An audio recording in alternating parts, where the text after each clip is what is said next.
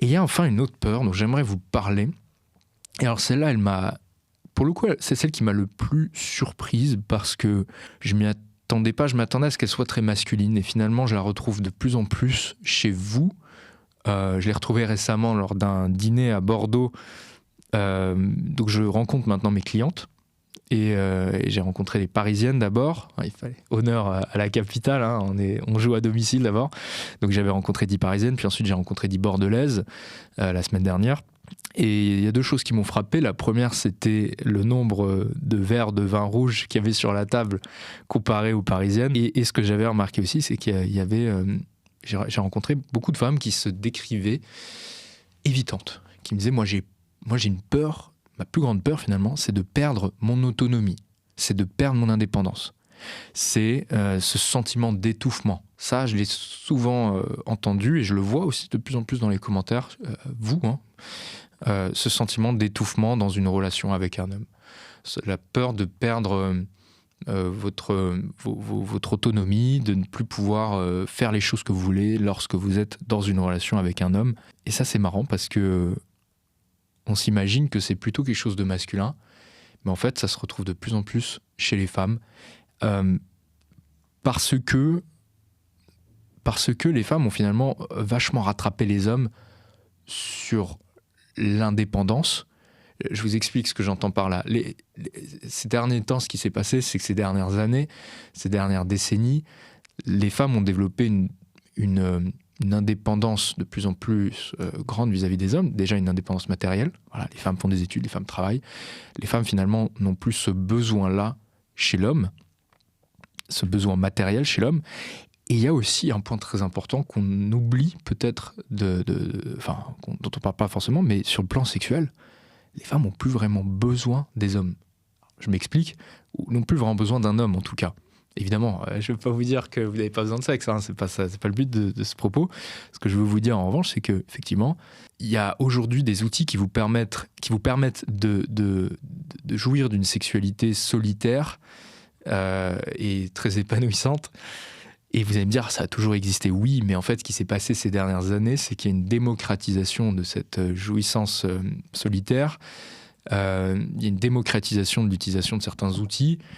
Je vais être plus précis, on va dire, sur les réseaux sociaux. Sur Instagram, je regarde un petit peu ce que vous regardez et je vois bien qu'il y a des publicités ou alors des influenceuses qui montrent qu'elles utilisent certains outils et c'est tout à fait aujourd'hui démocratisé. Il y a eu un gros travail de déculpabilisation qui a été fait, qui est opéré chez les femmes ces dernières années sur leur sexualité, qui fait qu'aujourd'hui, les femmes se sentent tout à fait à l'aise à l'idée d'explorer toutes seules leur sexualité et donc elles sont moins dépendantes des hommes sur ce plan-là. Et à côté de ça, il y a cette découverte de la solitude, l'urbanisation. Enfin, je pourrais parler des heures de finalement la société individualiste dans laquelle nous vivons aujourd'hui en Occident, et je le dis non pas avec mépris, je le dis avec amour. Moi j'aime cette société individualiste qui permet aux femmes et aux hommes, qui nous permet à tous de vivre seuls et de jouir de la liberté que cela donne, parce que vivre seul c'est quand même incroyable. Et donc quand on aime sa solitude, quand on est amoureux de ses routines, quand on est amoureux de son confort, c'est trop cool, hein, dans les grandes villes. Je dis dans les grandes villes parce que c'est l'urbanisation qui permet aussi cette individualité, cette possibilité de vivre seul en autarcie, de rentrer chez soi, de décider de ce qu'on va manger, à l'heure à laquelle on va manger, à quelle heure on va dormir, de ce qu'on va regarder à la télé le soir, de quel bouquin on va lire. Ça, c'est un luxe incroyable qu'on peut aujourd'hui se payer, que vous, mesdames aussi, vous pouvez vous payer. Et lorsqu'on y a goûté, et ben finalement, on se dit, putain, mais j'ai pas envie de perdre ça. C'est trop bon, c'est trop addictif. Est-ce que je suis prêt à hypothéquer ça pour l'amour d'un homme qui n'est pas certain, qui va m'apporter du conflit, potentiellement, qui va m'apporter des compromis que je n'ai pas envie de faire aujourd'hui, je ne suis pas prête à les faire, et qui peut-être va m'amener à me retrouver dans un état lamentable, comme c'était le cas dans les dernières relations que j'ai eues. Je ne suis pas prête à vivre ça, j'aime trop mon confort, j'aime trop ma solitude, j'aime trop cette liberté addictive. Je ne vous jette pas la pierre, je je la partage. Ce calme, cette paix, c'est tellement bon. Et plus on vieillit, plus on s'y attache, et plus c'est dur de s'en émanciper, vous le savez très bien. Et pourtant, malgré tout cela, il y a quand même cette peur d'être seul. Et c'est pour ça, c'est une vidéo compliquée que je fais là. Je dis pas que j'ai les réponses à tout, on aura une réponse à la fin, vous verrez. C'est peut-être pas la vidéo qui fera le plus de vues, et félicitations à vous, mesdames, si vous en êtes arrivés à ce stade-là. Je suis fier de vous, et ça me fait très plaisir que vous m'écoutiez d'ailleurs. Je suis chaleureusement touché quand je vois que vous regardez mes vidéos, et même si ça fait pas des centaines de milliers de vues, à la limite, je m'en fous. Je préfère avoir 10 000 femmes avec qui on a une bonne connexion, j'ai envie de dire, plutôt que de toucher 100 000 femmes avec qui c'est moyen. Voilà. Donc je prends acte de cela. Mais malgré tout, vous disais-je, malgré tout ça, malgré les besoins matériels dont on avait plusieurs, malgré l'aspect sexuel qui est plus nécessairement comblé par un homme, en l'occurrence, vous avez quand même un besoin très fort de vous retrouver avec un homme dans votre vie.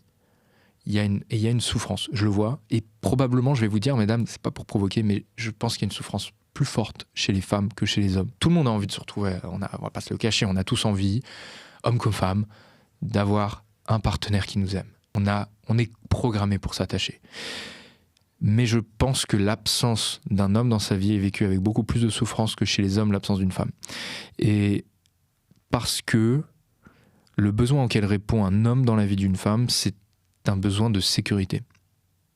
Vous pouvez me dire ce que vous en pensez, mais pour moi, je le vois, je vous observe, il y a vraiment quelque chose qui se produit il y a un trou béant déjà quand il n'y a pas d'homme, il y a un trou béant, il y a une insécurité chez vous qui, moi, me touche. Et je vais vous dire très sincèrement, je pense que c'est ce qui me motive le plus à travailler avec vous. Alors, je ne pense pas que qu'il faille forcément avoir un amoureux pour obtenir ce besoin de sécurité. Je pense que, pour l'avoir observé chez vous, un papa peut l'apporter, ou un frère, ou un ami. Mais il faut qu'il y ait un pilier masculin dans votre vie, vous avez besoin de ça pour vous sentir bien. Et c'est pas une sécurité nécessairement physique, c'est vraiment une sécurité globale, c'est quelque chose qui touche beaucoup d'aspects de votre vie. Et tous les hommes sont pas capables d'apporter cette sécurité, c'est pas non plus facile d'un point de vue masculin, tout comme c'est pas facile d'être désirable aux yeux des hommes. Mais il est clair qu'un homme dans votre vie qui est serein, qui est positif, qui vous encourage, qui vous respecte, qui est là pour vous, et en même temps qui a cette force et cette masculinité, ça vous fait beaucoup, beaucoup de bien. Ça vous, comme vous le dites souvent, ça vous ramène dans votre féminité, et je peux l'entendre. Et en fait, moi, je dirais, dans des termes un peu plus précis, on va dire, ça diminue votre cortisol. Ça diminue votre état de vos anxiétés, ça diminue beaucoup de névroses. Et ça vous fait un bien fou, et ça vous aide à faire plein d'autres choses à côté, parce que vous savez que vous avez ce socle masculin auprès duquel vous pouvez revenir, auprès duquel vous pouvez graviter. Ça vous fait un bien fou. Et ça ressemble finalement beaucoup à l'attachement qu'on a pu développer avec son parent quand on était petite fille, auprès du papa ou de la maman, peu importe. Ce sentiment de sécurité lorsqu'on revenait dans la bulle et puis qu'on repartait explorer. Vous voyez ? Et c'est pour ça que moi, je ramènerai souvent nos discussions à la théorie de l'attachement, parce que je pense que vous avez besoin de prendre en compte ce paradigme pour mieux vous comprendre. La théorie de l'attachement, donc, qui a été développée par Bowlby, c'est de dire que finalement le lien qu'on avait avec son parent, son caregiver, comme on dit en anglais, sa figure d'attachement, c'est un petit peu le même qu'on retrouve plus tard avec son partenaire amoureux, homme comme femme. Mais là où moi j'aimais une différence, c'est que le petit garçon, lui, il y a quelque chose qui l'a fortement marqué chez sa maman, c'était la tendresse. La petite fille, il y a quelque chose qui l'a fortement marqué chez son papa, c'était le besoin de sécurité. Évidemment, on a tous besoin de l'un et l'autre, etc. Mais il y a quand même une spécialité un peu plus prononcée chez les femmes pour le besoin de sécurité. Et c'est important que vous compreniez ça, parce que c'est important de mieux vous comprendre pour mieux ensuite revenir sur vos angoisses et mieux prendre de meilleures décisions d'amour et pas regretter des années plus tard des mauvaises décisions. Et donc ce besoin de sécurité, il faut le connaître. Il faut le connaître, il faut le nommer, mais parfois aussi paradoxalement, il y a des femmes, des hommes et là je parle des femmes, donc des femmes qui ont grandi dans des foyers où ce besoin de sécurité n'était pas totalement comblé, où il était parfois inconstant. Ce sentiment de sécurité, où quand il y avait un stress dans ma vie et que je m'adressais à papa-maman, c'était pas forcément tout le temps résolu de manière constante. Et parfois, face à mon stress, maman elle était là, parfois elle n'était pas là. Parfois papa il était là, parfois il n'était pas là, parfois il comprenait pas. Parfois, il n'était pas capable de me rassurer. Parfois, j'étais là dans mon lit, j'arrivais pas à dormir, j'appelle papa, et puis papa, en fait, il me dit « Ouais, retourne-toi ». Bon, ça, c'est très personnel. C'est une anecdote, j'avoue, perso. Mais on a tous cette expérience. On n'a pas tous, d'ailleurs, mais il y a des gens, il y a des enfants qui ont grandi dans un style, qui ont développé un style d'attachement avec leur figure d'attachement qui était inconstant, qui n'était pas forcément présent. Papa, il n'était pas forcément là non plus. Voilà, faut le dire. Hein. Il y en a qui n'ont pas vécu avec des papas. Et donc, là où je veux en venir, c'est que la figure d'attachement, elle n'a pas forcément été associée avec sécurité. Elle n'a pas forcément été associée avec quelque chose de sécure dans lequel je peux me blottir.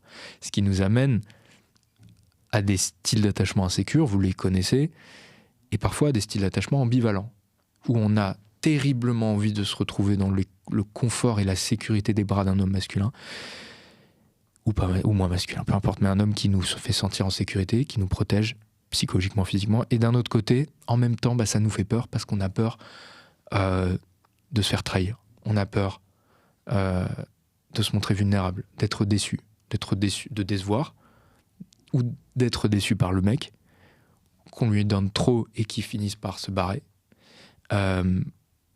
Ou alors on a peur aussi d'étouffer.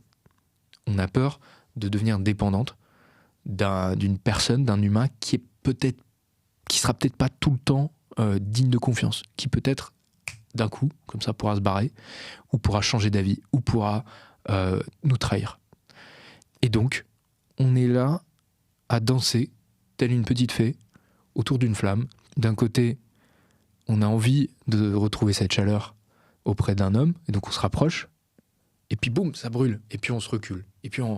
Mais quand on est trop loin du feu, on a froid, et donc on revient, vous voyez. Et ça, c'est un peu une danse qu'on retrouve beaucoup chez typiquement les personnes qui ont un style d'attachement qui est dit craintif, évitant. En anglais, ils appellent ça fearful avoidant.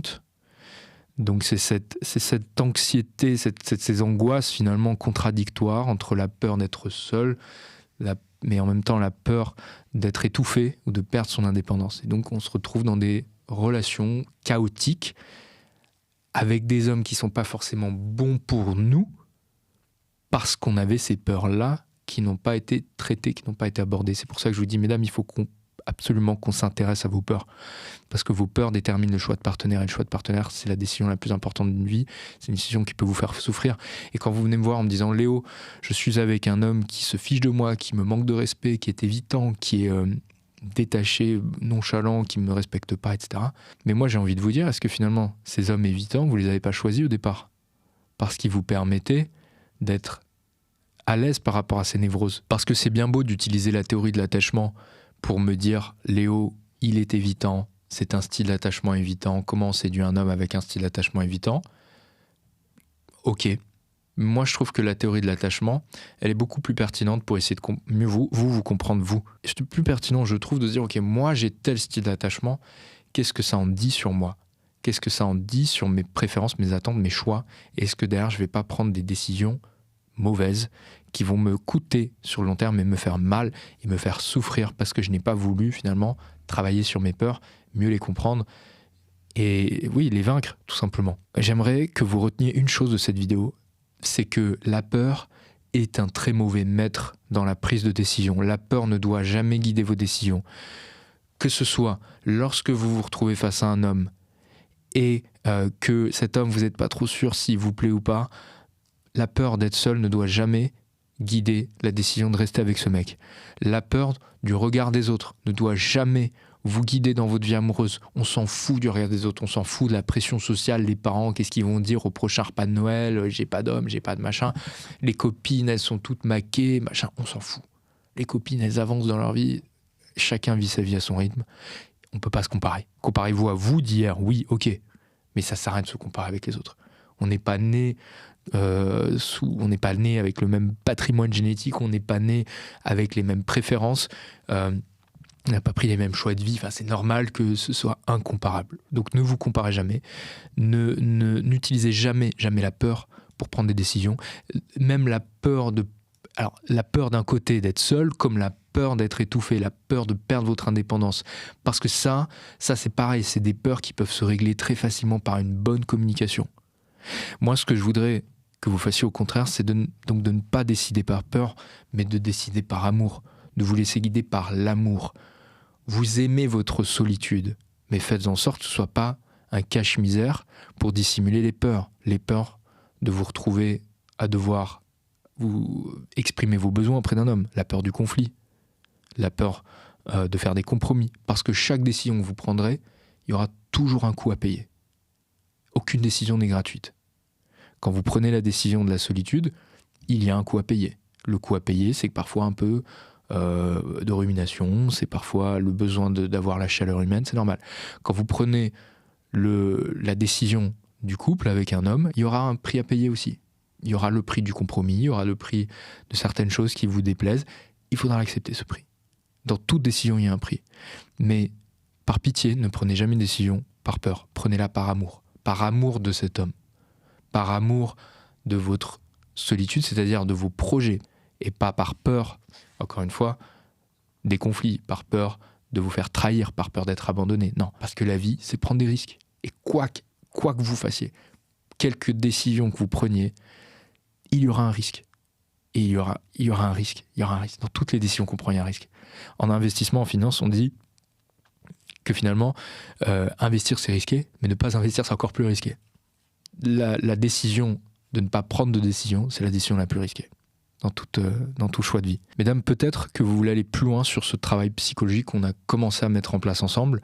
Vous avez le choix. Soit vous prenez un appel avec moi, une séance avec moi, soit, et ça c'est gratuit, vous nous rejoignez dans la newsletter. Il y a à peu près 9-10 000 femmes, je ne sais jamais trop exactement, qui me lisent régulièrement, parce que c'est ma newsletter et chaque semaine j'envoie plusieurs papiers, plusieurs billets, si je puis dire, sur ces thématiques amoureuses et psychologie masculine et féminine. Et pour vous permettre déjà de reprendre le contrôle sur tout ça et aussi surtout de mieux comprendre les hommes pour avoir une belle relation long terme avec un homme que vous aimez.